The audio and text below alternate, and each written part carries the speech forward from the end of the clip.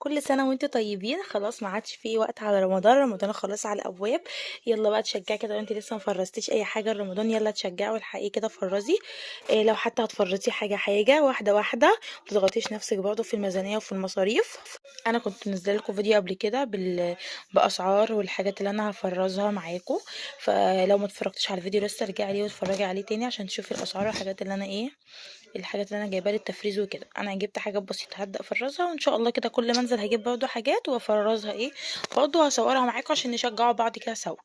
اول حاجه انا كنت جايبه شبت وكزبره وبقدونس، غسلتهم كويس جدا وسبتهم نشفوا خالص. وبعد كده هبدا كده اقطعهم كده خرط، يعني اقطعهم صغير جدا على قد ما اقدر كده، واعيد عليهم تاني بالسكينه كده بحيث ان انا يعني ميبقاش حجمهم كبار. تبداي تقطعيها كده. طبعا الخضار ده مفيش غنى عنه. لو هتعملي محشي حتى لو هتسلقي بطاطس وتهرسيها وتحطي عليها خضره منه تطلع معاكي جميله، تحطيها زي ما هي طلعيها من الفريزر واستخدميها تطلع معاكي حلو.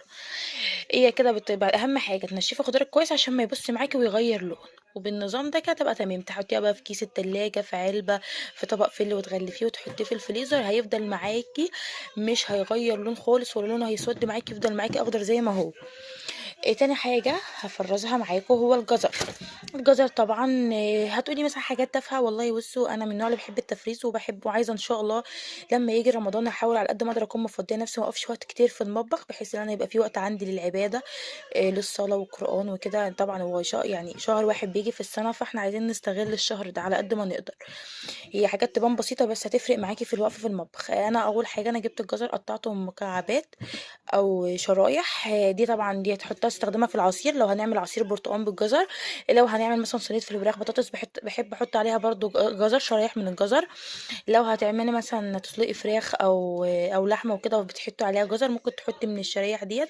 هي شغاله معاكي في اي حاجه. المهم انا ما بسلقهاش. في ناس بيسلقوها وبعد كده يحطوها في الفريزر، لا انا مش بسلقها، انا بقطعها كده شرايح كده واحطها في الفريزر.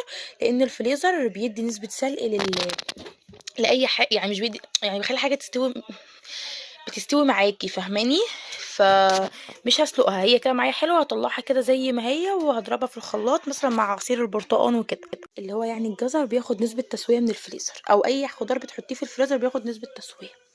المهم انا قطعت شويه مكعبات وبشرت شويه من الجزر بحيث مثلا لو عملنا رز بسمتي نحط من عليه جزر. في اي اكله مثلا محتاجه فيها جزر مبشور يبقى معاكي الجزر مبشور تاخديه كده وتحطيه في الاكله بتاعتك زي ما هو وهو مجمد. يعني اهم حاجه الخضار اللي تفرزيه في الفريزر تستخدميه وهو مجمد.